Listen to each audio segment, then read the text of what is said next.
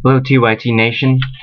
Today I wanted to submit a video about a documentary I watched. It was called Hot Coffee. I know documentaries are not the most exciting of things to watch, but I definitely recommend it. It was very informative and it was pretty shocking. What I wanted to do is briefly go over it, kind of give you an idea of what it talked about if you're interested in watching it. Or if you're not interested in watching it, hopefully this will give you some facts that maybe you could think about or talk about later. The documentary itself is called Hot Coffee. I found it on the HBO On Demand under the documentary section. It is about an hour and a half long, but they break it into 4 parts. And what I'd like to do briefly is to go over each part here and kind of give you an idea of what it's about. The first part and the primary objective of the documentary is tort reform.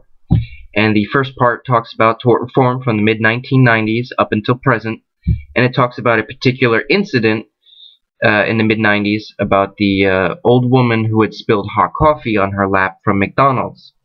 Most of you remember that. It's kind of like a running joke. What's interesting when I get into the details of that case is you see how shocking it was, and it wasn't a frivolous lawsuit, and that it was being pushed by the media and many corporations to help push the tort reform and to make it seem that most Americans are filing frivolous lawsuits against corporations and that corporations needed to be protected. So the details of the case are the woman had gone to McDonald's to get some coffee, and what she did is she went off to the side and parked and opened her coffee, and she ended up spilling it on her lap, which is important to note, though, that during the mid-90s McDonald's had their coffee, the temperatures on their coffee, at 180 to 190 degrees.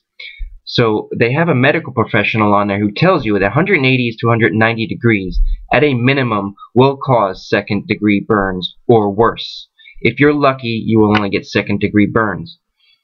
At the time, McDonald's even admitted themselves that they had over 700 cases of people burning themselves severely due to hot coffee, hot tea, things of that nature. So it's important to look at the facts that at 180 degrees, you have a first-degree burn, second-degree burn, third-degree burn being the worst. And they say at a minimum, you will get second-degree burns from this, these temperatures. What had happened is the corporations immediately took this, they pushed it in the media that the country, the United States, needed tort reform due to all the lawsuits being filed that they were saying frivolous. The second part of the documentary covers the cap systems, where they talk about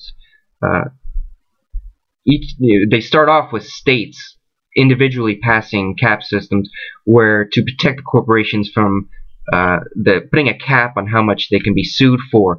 No matter what happens, no matter what the incident was, it's a one-size-fits-all, only this amount of money. And what's interesting is they start with George W. Bush when he's governor of Texas. Texas being one of the first states to pass these cap protections. And then in the third part of the documentary, George Bush is now president. Now at this time, they move on to the Chamber of Commerce, and Karl Rove is very involved in this third part of the documentary, in that the U.S. Chamber of Commerce is a non-government organization. It is not a government organization.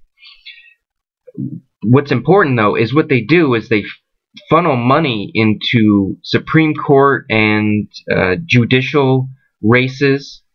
In particular, they talk about a race in Mississippi where an anti-corporation judge was going up for election, and what they did is they put millions of dollars behind his opponent to help, and they actually did this for numerous of the judicial positions that were up in Mississippi, that they supported all the pro-corporation judges at that time, putting out large amounts of money, a lot of campaigning for them, whereas most of the anti-corporation judges had no funding to help, and most of them were defeated. There was one individual who did even though there was a lot of money spent against him, he actually did win the election.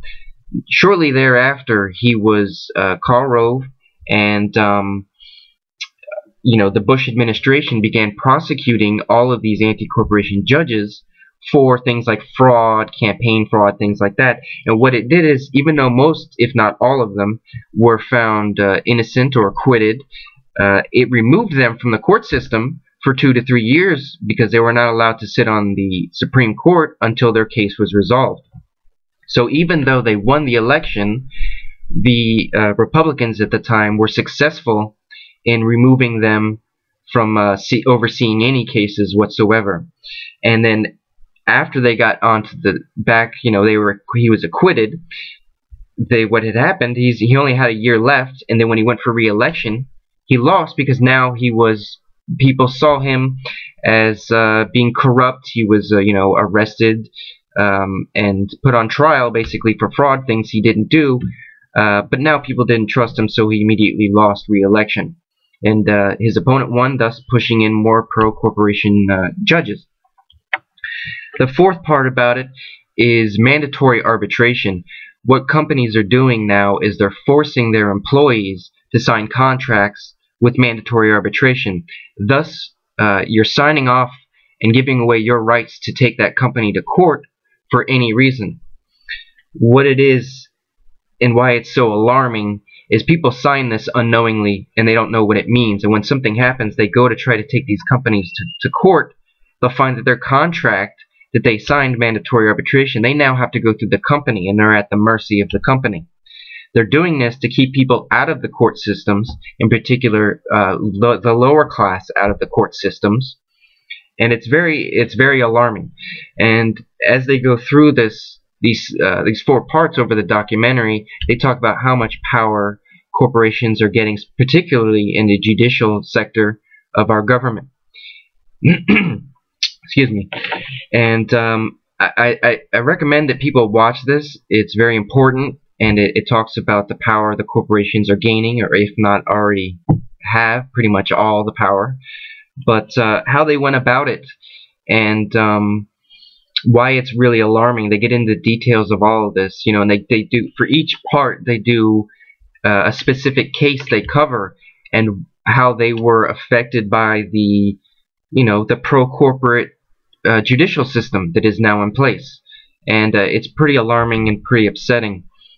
But again, a lot of it started with the case back in the 90s with McDonald's and the hot coffee, and that is what the documentary is named after. So I definitely hope you take the time to read that. I'm sorry. Hope you take time to watch the documentary. If not, you might be able to find it on YouTube or maybe read up on it. Or if not, I hope this provided enough information for you to give you something to think about. And I definitely like to thank you for watching this, and thank you.